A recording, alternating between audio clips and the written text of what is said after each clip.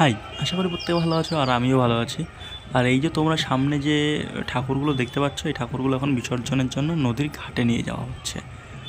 আর দুর্গাপুজোর বেশি দেরি নেই, চন্দনদা নিজের বাড়ির জন্য ঠাকুর বানাবে।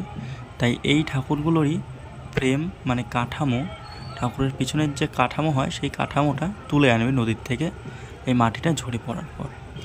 তো আমরা যাবো এখন এই ঠাকুরের পিছন পিছন, এরা নদীতে ফেলবে আর তারপর আমরা এই কাঠামোটা নিয়ে আসবো। তো চলো কী করি কী না সমস্তটা তোমাদের সঙ্গে শেয়ার করব, ভিডিওটা শুরু থেকে শেষ অবধি দেখতে থাকো।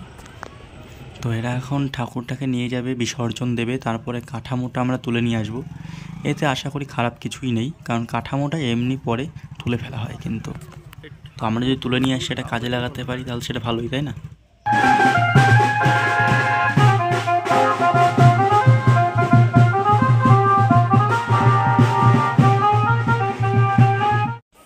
আমরা এখন নদীর ঘাটে চলে এসেছি আর এখন ঠাকুর বিসর্জন দেওয়া হবে।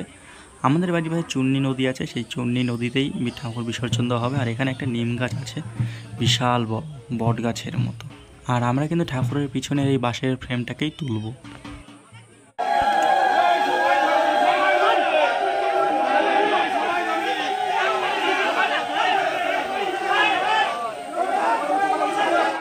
ওরা ঠাকুর বিসর্জন দিতে ব্যস্ত আর আমরা দড়ি গোছাতে ব্যস্ত।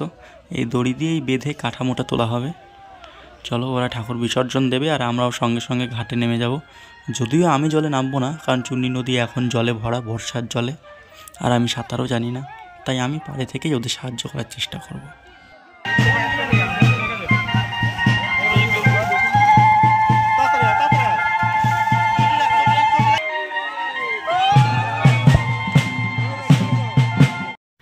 আর এই যে প্রথম ফ্রেমের ঠাকুর বিসর্জন দেওয়া হয়ে গেছে, যদিও ওদের বিসর্জন দেওয়াটা একটু আলাদা ছিল, যাই হোক অনেক লোক এসছে।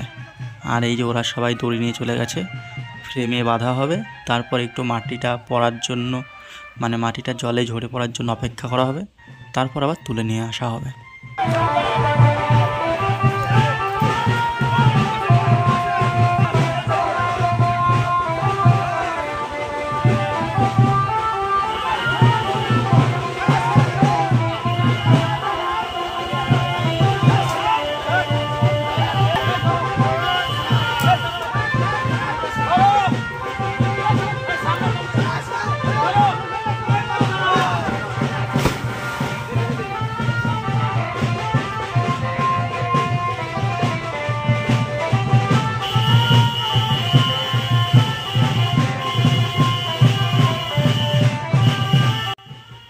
ওদের ঠাকুর বিসর্জন দেওয়াটা তোমাদের কেমন লাগলো অবশ্যই তোমরা কমেন্ট করে জানিও।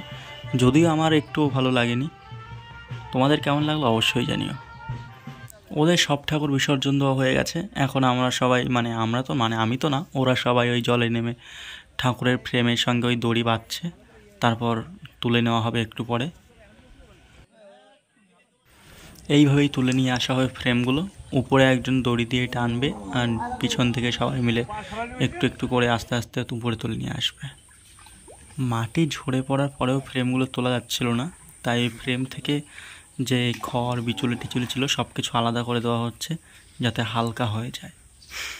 আর এইটা পরিষ্কার করতে করতে এই দেখো, এই ঠাকুরের এই নূপুর, কানের দুল, এইগুলো পাওয়া গেল। প্রথমে ভাবা ছিল সোনার, কারণ এরা সোনার জিনিস দেয় ঠাকুরকে পরায়, অলংকার। কিন্তু এখন যখন বিসর্জন দেওয়ার সময় এরা এগুলো কিসের বলতে পারলাম না, এগুলোই দিয়ে পাঠায়।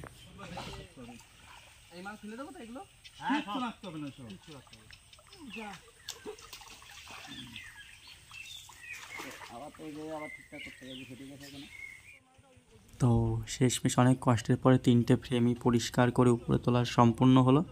এখন ভ্যানে তোলার পালা আর তারপর বাড়ি নিয়ে যাওয়া হবে। তো ভিডিওটা তোমাদের কেমন লাগলো অবশ্যই কমেন্টে জানিও। আর এই ফ্রেমগুলো বাড়িতে নিয়ে যাওয়ার পরে কিছুদিন শুকানো হবে, তারপরে এতে আবার নতুন মূর্তি তৈরির কাজ শুরু হয়ে যাবে। তো তোমরা যদি দেখতে চাও সেই কাজ অবশ্যই কমেন্ট করে জানিও, আমি যতটা পারি দেখানোর চেষ্টা করব।